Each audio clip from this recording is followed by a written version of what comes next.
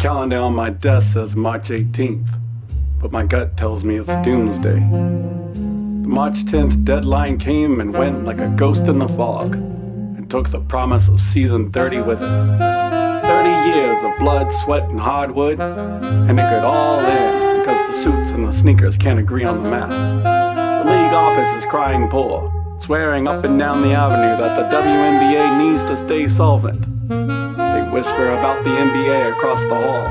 The big brother, acting the part of Angel, keeping the lights on but holding the purse strings tight enough to choke ya. 80% of the association is sitting on expired contracts. You want to talk about a chaotic off-season? Free agency is a powder keg waiting for a match. We got 15 teams now. 15. The Toronto Tempo and the Portland Fire just bought into the game too this year, setting up shop and looking for rosters. But what good is a shiny new jersey if there's no floor to wear it on? The stars, the MVPs pulling the strings, they're playing hardball. They want the revenue sharing, the $1 million supermax. They look at the TV deals and they want their cut of the pie. But my phone doesn't stop ringing from calls from the role players, the grinders making the minimum. They don't care about the boardroom chess match. They just want to play. They want a season. The union won them. Save your pennies, they said. A strike is coming.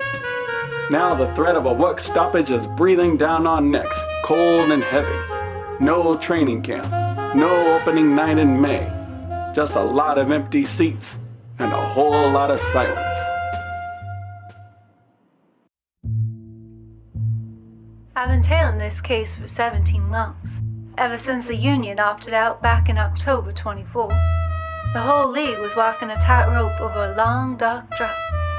Deadlines came and went in the dead of winter, and then that critical early March target we all had circled in red, we blew right past it. For a minute there, the silence was deafening. Over 80% of the league was sitting in the deep freeze of a halted free agency. Contracts expired, bank accounts waiting on a prayer. We had 2 new outfits, the Toronto Tempo and the Portland Fire, standing in the cold with empty lockers and nobody to fill them. The word on the street was a strike, a lockout. Season 30 was looking like a ghost ship. But then the midnight oil finally caught a spark. March 18th. 100 hours of closed-door backroom bargaining at Midtown Hotel. Somebody finally blinked. They popped the champagne just before 3 a.m. It's a verbal agreement. A handshake in the dark before the ink dries on the team sheet. But it's enough to keep the lights on. And the payoff? A tipster at the news station told me they're singing a completely different tune now. They're talking a $7 million salary cap. The heavy hitters, the Supermax stars, are looking at $1.4 million.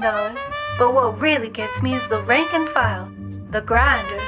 The grinders are walking away with a minimum north of $300,000 and an average 20% slice of the revenue pie. They stood their ground, demanded what they were owed, and they pulled it off. The paperwork still needs ratifying by the board, and the next few weeks are going to be a mad scramble. We've got an expansion draft, an accelerated free agency frenzy, and the collegiate draft all piled up like a multi-car pileup before training camp opens in mid-April. But the panic is over. The May 8th tip-off is safe. The women of the WNBA just rewrote the rules of the game. And for the first time in a long time, the Dawn Patrol looks pretty bright.